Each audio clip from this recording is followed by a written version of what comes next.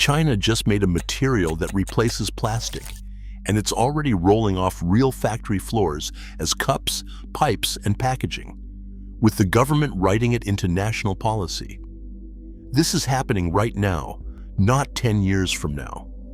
That's not a new polymer. That's not some exotic compound with a name you can't pronounce. It's a grass, the same grass pandas eat, and China isn't quietly experimenting with it. They've launched a nationwide program to swap it in for plastic on a scale no other country is attempting. By the end of this video, you'll know why. Let's clear something up right away, because the headline you probably clicked on called this a new secret material, and it's neither of those things. Bamboo is one of the oldest materials human beings have ever used, and China in particular has leaned on it for thousands of years. Long before paper existed, Chinese scribes wrote their books on thin strips of bamboo, bound together with cord, and some of those bamboo texts have survived to this day. Ancient engineers ran water and even brine through pipes made from hollowed bamboo stalks lashed end to end. People built houses with it, crossed rivers on bridges made of it, and cooked over it. There is nothing secret here, and nothing new about the plant itself. So if the material is this ancient, why is it suddenly one of the biggest industrial stories coming out of China? Here's the part that actually matters. China didn't invent bamboo. What China did was decide, at the level of the national government, to turn bamboo into a full industrial replacement for plastic, and then back that decision with policy, money, and a hard deadline. Nobody else has done that. Not the United States, not Europe, not any of the countries that talk the most about cutting plastic. An ancient grass is being pulled into the middle of a very modern fight, and the reason it might actually work comes down to two things most people never think about: how fast bamboo grows, and what you can now do to it inside a factory. We'll get to both. But first you need to see how serious China is about this, because it goes a lot further than a press release. In November 2022, China teamed up with an organization called INBAR, the International Bamboo and Rattan Organization, and together they launched something with a very blunt name: the Bamboo as a Substitute for Plastic Initiative. Read that again. Not bamboo as one option among many. Substitute. The stated goal is to use bamboo products to directly take the place of plastic ones across as many categories as possible. And a program like that could have easily died as a nice-sounding announcement. Except a year later, it didn't. In November 2023, China's National Development and Reform Commission, which is the country's top economic planning agency, released a 3-year action plan to accelerate the whole thing, running from 2023 to 2025. When that agency puts its name on a plan, the whole country moves. This is the body that sets the direction for the entire Chinese economy, and it just pointed a chunk of that direction at a grass. The plan talks about building demonstration bases, writing industry standards, and pushing bamboo into everyday goods where plastic currently rules. In other words, this is a full national rollout. So that's the political will. On its own, will doesn't get you very far, because plenty of eco-friendly materials have looked great on paper and then collapsed the second someone checked the price tag. Paper straws that dissolve in your drink before you finish it. Compostable cups that cost several times what plastic does. The graveyard of failed plastic replacements is enormous, and almost all of them died for the same reason. They couldn't match plastic on cost, or supply, or both. What makes bamboo different is the first of the two mechanisms I promised you, and it's almost unfair. Bamboo is not a tree. This trips a lot of people up. It looks like a tree. It can grow taller than a house, but botanically it's a grass, in the same broad family as wheat and rice, and that single fact changes the entire economics of the material. When you cut down a tree, that tree is gone, and you plant a new one that might be ready to harvest in 30 or 40 years. When you cut a bamboo stalk, the plant underneath is still alive. The root system stays in the ground, and it simply sends up a new stalk. You don't replant it, and you don't start over. You harvest the same grove again and again for decades. Then there's the speed, and this is where it stops sounding real. The main species China uses is called moso bamboo. During its peak growing season, moso can put on enormous height in a matter of weeks, and the fastest bamboo growth ever recorded runs to nearly a meter of new height in a single day. Picture that. You could sit in a chair and watch a plant get visibly taller.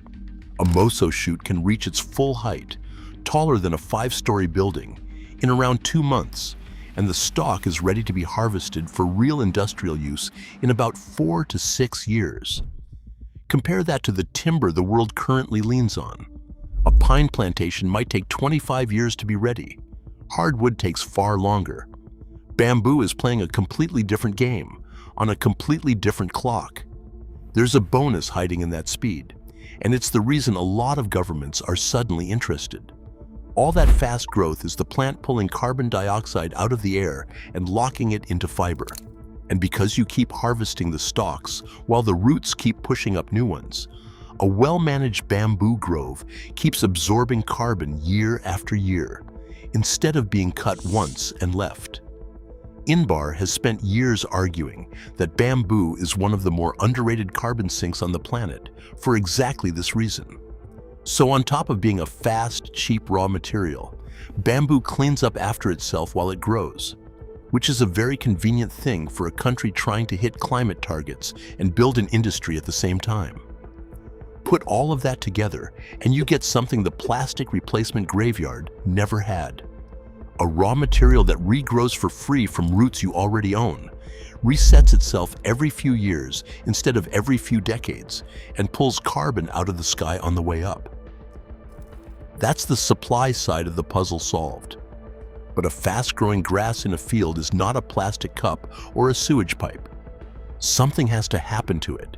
And that brings us to the second mechanism, the one that turned bamboo from a nice craft material into an industrial one. For most of history, the problem with bamboo was its shape. It grows as a hollow tube, divided into segments, which is great if you want a fishing pole and useless if you want a flat sheet or a molded part. You couldn't easily make bamboo do what plastic does, which is take any shape you pour it into. That limitation is exactly what modern Chinese processing has been chipping away at. Bamboo can now be shredded into fiber, pressed into dense boards, molded into tableware, and pulped in ways that let it stand in for single-use plastic in a growing list of everyday products. Straws, cutlery, plates, packaging, all of it can now start as a stalk of grass. And if you think a grass is too flimsy for real structural work, look at what's already happening in one of the densest cities on Earth. Walk through Hong Kong today, and you'll still see crews lashing bamboo poles into scaffolding that climbs the sides of finished skyscrapers, tied together with nothing but plastic strips, no steel tubes, no bolts.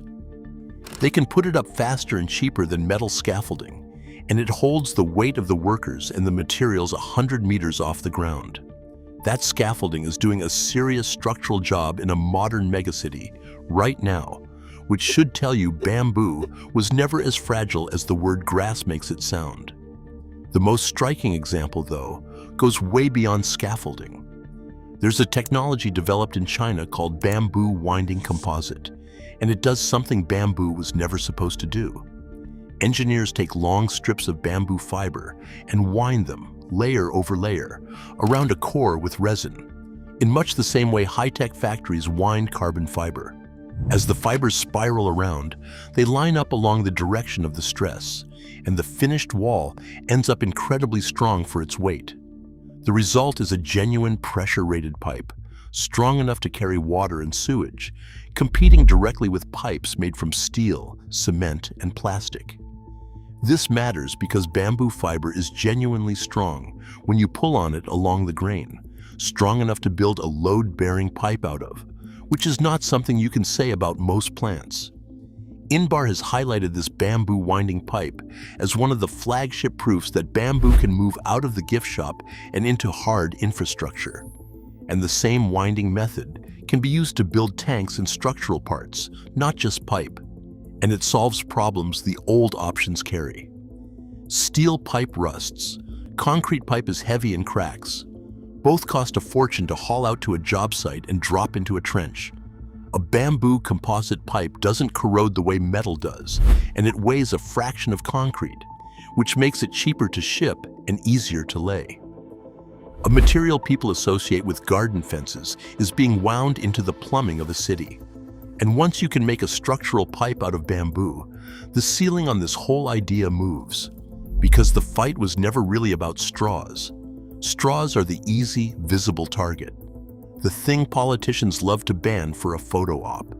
The real prize is the enormous, invisible ocean of plastic and metal sitting inside construction, inside pipes, inside packaging, inside the parts of the economy nobody ever photographs. If bamboo can credibly reach into that, the numbers stop being about a few cafes and start being about entire industries. Which is exactly why China, specifically, is the country making this move, and this is where geography turns into strategy. China holds the largest bamboo resource base on the planet. Its bamboo forests cover somewhere around 7 million hectares, an area larger than many entire countries, and that resource has mostly been underused for generations. Rural growers cut a little for scaffolding or chopsticks, and the rest just stood there. So China is sitting on a colossal, fast-renewing supply of the exact raw material this new industry runs on. And they've decided to turn that natural advantage into an industrial one on purpose, the same way other countries built entire strategies around the oil they happen to be sitting on top of. And there's a second reason the government cares, one that has nothing to do with the ocean. Most of China's bamboo grows in poorer, rural, mountainous provinces, the kind of places that got left behind while the coastal cities boomed. A bamboo industry puts money and work exactly where the country needs to spread it. Cutting, hauling, and processing bamboo is labor that can't be shipped offshore, and it lands in villages rather than in a factory zone by the sea. Chinese planners in Inbar have both framed bamboo as a tool for rural development and lifting incomes, not only as a green material. So this program does two politically useful jobs at once. It fights plastic waste, and it quietly props up the parts of the country that need the help most. The 3-year action plan doesn't just wave at the idea of a bamboo industry. It sets a target. The stated goal is to grow China's bamboo sector into a business worth more than 700 billion yuan, roughly $100 billion by 2025. That would make bamboo a heavy industry almost from scratch, built on a plant that used to be treated as a rural afterthought. And notice the deadline baked into that plan. It's 2025. Setting a hard date is how China signals it fully intends to hit a target, and it puts pressure on provinces, factories, and investors to move now rather than someday. And when a country builds an industry at that scale, on that kind of clock, the effects spill well past its own borders. It creates an export machine, and it builds expertise that other countries eventually have to come to China to buy, because China got there first and got there biggest. If you're getting value out of this, take 1 second to subscribe, because breaking down exactly how China is quietly rewiring the world's supply of raw materials is the whole point of this channel, and there's a lot more of it coming. Now, back to where all of this is heading, because the strategy underneath it is bigger than a pile of bamboo forks. And a lot of this is already leaving the factory. If you've bought a set of disposable bamboo cutlery, a bamboo fiber lunchbox, a bamboo toothbrush, or one of those bamboo pulp takeout containers, there's a real chance it came off a Chinese line. Bamboo tableware and packaging have quietly become a serious export, shipped out by the container load to exactly the countries now cracking down on plastic. Think about the timing. The European Union banned a whole list of single-use plastic items back in 2021, from cutlery to plates to straws, and dozens of other governments have been rolling out similar bans. Every one of those bans creates a hole in the market, and someone has to fill it. China spent that same window building the factories that make the replacements. You may already own a piece of this industry without ever having thought about where it came from, which is usually how these shifts happen. There's rarely a grand unveiling. It's a slow swap you only notice years after it started. This is where the bamboo story stops being about the environment and starts looking like a familiar Chinese playbook. Look at what China did with solar panels, dominating global manufacturing until much of the world's supply ran through Chinese factories. Look at what it did with the processing of rare earth elements, the obscure metals inside your phone and every electric motor, where China controls the majority of global refining. The pattern is the same every time. Find a material the future depends on. Build overwhelming capacity in it before anyone else takes it seriously, and end up holding a choke point the rest of the world has to route around. Bamboo for plastic is that same move, aimed at a feedstock that literally grows back on its own. And if bamboo really does eat into global plastic demand, the countries that spent decades getting good at making plastic don't automatically get good at making bamboo. That expertise, those machines, and those standards would sit mostly in one place, and everyone else would be renting access to it. There's a global layer to this too, and it's easy to miss. INBAR is an international organization with dozens of member states, many of them in Africa, Asia, and Latin America. And a lot of those countries grow bamboo of their own. So when China positions itself as the leader of a bamboo for plastic movement, it's doing far more than cleaning up its own beaches. It's placing itself at the center of a resource story that stretches across the developing world, exporting the technology, the standards, and the playbook for how you turn a local grass into an industry. That's a quieter kind of influence than a factory or a port, and often a more durable one, because the countries that adopt your standards tend to keep buying from you for a very long time. Now step back and look at why this even matters on a planetary level. The world makes something in the region of 400 million tons of plastic every single year, according to the United Nations Environment Program, and a huge share of that becomes waste almost immediately, ending up in landfills, rivers, and the ocean. Plastic is cheap, it's everywhere, and it lasts for centuries in exactly the places you don't want it to. Any material that can take even a slice of that demand and replace it with something that grows back from a root and breaks down far faster is not a small deal. It's one of the few levers that could actually move the plastic problem instead of just producing another conference about it. But here is where I have to be straight with you, because the honest version of this story is more interesting than the hype version, and a lot of channels will quietly skip this part. Bamboo is not a magic wand, and it does not literally make plastic obsolete, not by a long way. Let's walk through the real limits, because they matter. First, a lot of what gets sold as bamboo plastic is not pure bamboo at all.